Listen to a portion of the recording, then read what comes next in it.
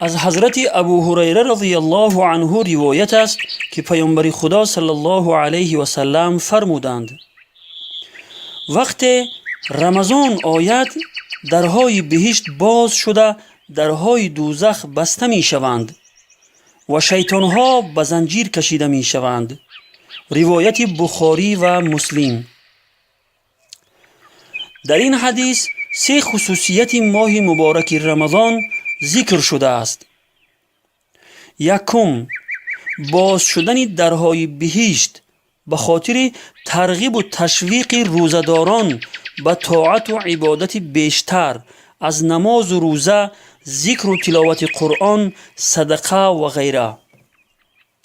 دوم، بسته شدن درهای دوزخ از آن جهت که در این ماه گناهان خیلی کم انجام می گیرند.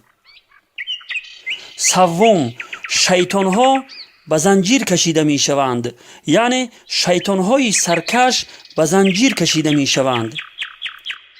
این سه چیز از خصوصیات و فضیلت ماه مبارک رمضان است که آن را در غیر ماه رمضان دیده نمی شود. پس این ماه مبارک رمضان را خوب غنیمت بدانید و از آن بهره برای آخرت خود بردارید، چون که این فرصت طلایی از دست می رود و پشیمانی هیچ سودی ندارد. با طلوع عطر ماه رمضان شکر خدای مهربان.